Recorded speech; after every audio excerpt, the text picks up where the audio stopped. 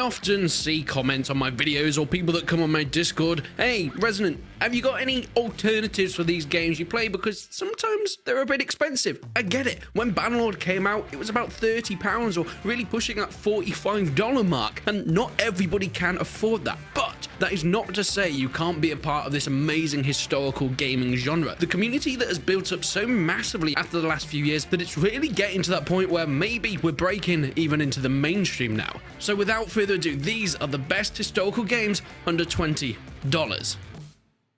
Let's set out a few ground rules. Now, these are only going to be stuff that I've played that I can recommend myself. I'm sure there are so many more, but please don't get annoyed at me if your favorite game isn't on here, because I might not have played it, or it might just not have fitted on my list. This video will be based on the Steam prices as of when recording, but you can get legit sites like Humble Bundle, Green Man Gaming, and Games Planet that sell Steam keys legitimately, and you can sometimes find them for a bit cheaper. But this is going to be based off Steam. Also, because of changing and fluctuation in currency, I'm assuming for this video, $20 is going to be around £15 just for ease of use. So, what's first?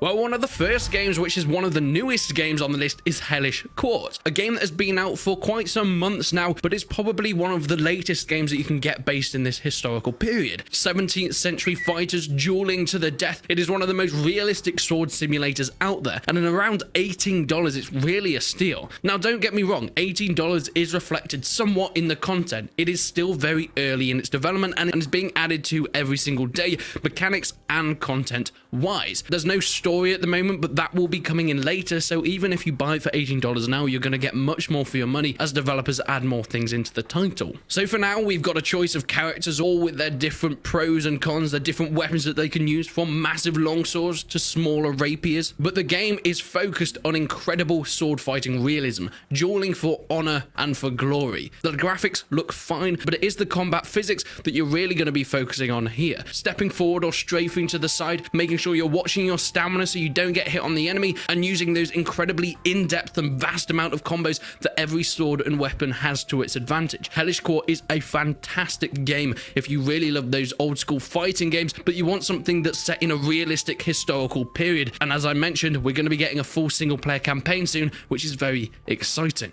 Next on the list, we have Mount and Blade. Whether I'm talking about the original that came out in 2008 or I'm talking about Warband, which came out in 2010, they're both a good option. I mean, the original's $11 on Steam at the moment. Warband is about $20. And of course, if you really want to push, about $25 will get you Warband and the Napoleonic Wars DLC as well. Now, granted, since Bannerlord has come out, the long-awaited sequel, Warband, in terms of multiplayer, has died down a little bit. They still have some cool big events, but I wouldn't buy it for its multiplayer this point in time. But if you love medieval armies, if you love massive battles, putting you in the center of it, commanding cavalry, infantry, spears, bowmen, crossbowmen, taking castles and defending them, growing relationships with other lords and making a faction of your own, to build up an empire, marrying a lady, to help run your kingdom and enter this medieval RPG sandbox. Yes, the first Mount and Blade is great, and it's $11, so it is the cheapest way to get into the franchise. But Warband at just $20 is perhaps your best bet. In terms of single player, it is brilliant. One of the best single player experiences you can get, and that is before you even start adding in mods. When you're adding in these overhaul mods, it takes Warband from a 200-hour playable game to 2,000 hours playable. The amount of content within this from the years it has grown in the community is immense, and for $20, I don't think you're going to find a more content-rich single player experience, especially set in the medieval world, than Mount and Blade Warband. Next, we have an interesting one. This is Ryze Son of Rome. Now, this list isn't really based on my top 10. It's just a random array of games that I like in no particular order. But Ryze Son of Rome is going on here because it had a tricky start. It had a really bad reputation at the beginning because it was the launch title for the Xbox One, and it looked gorgeous. On the CryEngine, it really showed off the power of that new console. However, in terms of story or rich historical detail, Ryze Son of Rome is not exactly favorable for that sort of thing. But if you want a fun single-player story that will take you through the life of a Roman centurion, yes, it's not realistic. The combat isn't fantastic, but it's still fun. It is so satisfying hacking and slashing through tons of barbarians as this Roman soldier, heading through a loose story, showing you some completely different wildernesses and fighting on the different fronts of the Roman army. I mean, it's not the best game ever, but I enjoy it. And for $11, it's kind of a steal. It's a very old game, but it still looks absolutely gorgeous. By the way, I said it was $11, but by the time I was writing this, it was on sale for about $3. That is insane content price. Next, we're going to talk about Banished. Banished is an interesting one. Releasing in 2014, it was sort of the first of these colony settlement builders set in a historical period. We had city builders before, but they were mostly set in the modern day, for example, things like Sims. But Banished really took it to that historical period, adding that incredibly hardcore element, trying to keep your colonists alive whilst making sure you're building up your medieval village, trading with each other, finding the resources you need, or relocating to somewhere that's more fitting for your playstyle. And Banished does this perfectly. It is still $20 at the moment, so it is on the upper end of our price range here. But if you're into village builders, if you're into colony simulators, and especially a historical period, Banished is where it began. Games like Ostrich, Life is Feudal Forest Village, even to the extent of something like Bannerlords, which we'll be getting in the future, probably wouldn't exist, or at least in the same way, if it wasn't for Banished, because this is where it all really started.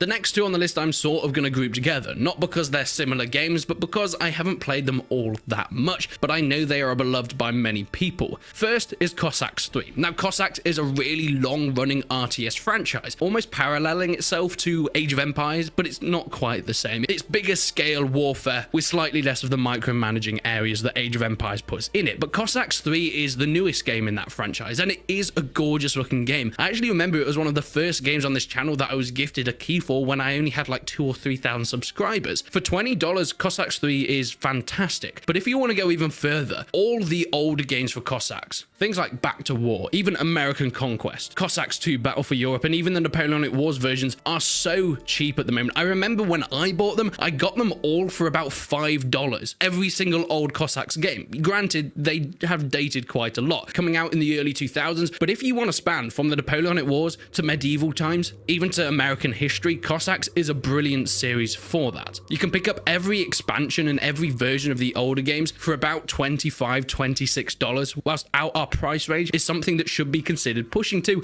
But if you just want one of the older games to try it out, they're only about $7 or $8 each. It's a brilliant deal if you're especially into old-fashioned RTS games, the Age of Empires type, but taking it to a much larger scale. Cossacks is where it should be. And joining in with Cossacks is Crusader Kings II. Now, I haven't played much Crusader Kings. It's the Paradox grand strategy which really blew up their medieval franchise. But Crusader Kings 2 is so well beloved, I think it would go amiss if we didn't put it on, and I have played it in the past and enjoyed what I've experienced.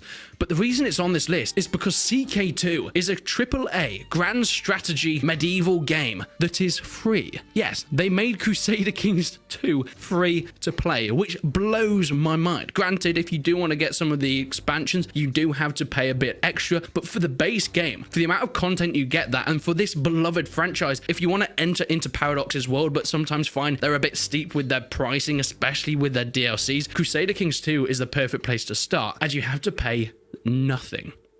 Now, before we get to my final point, I want to give an honorable mention to For Honor, pardon the pun. It's $17, but it has mixed reviews and quite polarizing by a lot of people. I remember when it came out, everyone was excited for this AAA look into the medieval world. Granted, no historical accuracy was really implanted in Ubisoft's medieval epic, but For Honor is still quite a well-played game. But I'm not putting it on here because I haven't played it yet. Yes, that might sound insane. Someone that bases their channel around historical or medieval games hasn't played For Honor, one of the biggest budget ones of all time. Yeah, I know, it sounds mental. When the trailers and announcements came out, it didn't really look like my thing. I'm more into the realistic side of it, but hey, I might give it a go in the future. But that's why it's only an honorable mention. And the final one on the list for $20 is Age of Empires 2. Both the HD edition and the definitive edition are the same price at the moment, so if you're going to get one of them, get the definitive edition. It basically does the same thing as a HD edition, but it's a complete remaster. Beautiful 4K textures, much better optimization, runs on all systems, better AI, better population cap. It is so versatile. Age of Empires is one of the longest running strategy franchises of all time and one of my favorite games ever. And with their complete overhaul of all their old games with these definitive editions, I absolutely adore what they've done with them. Not only do they look beautiful, but they play so much better, and especially with all the support coming in from the developers, adding in way more content, expansions, DLCs, and updates, there is no better time to get into Age of Empires, especially when most of these games on this list, to get under that $20 mark, have to be older titles. Age of Empires Definitive only came out in 2019. Whilst being a remaster of one of the oldest games on this list, the modern day remaster makes it all worth it. If you're gonna get a game on this list for $20, in my opinion, it should be Age of Empires 2 Definitive Edition. It is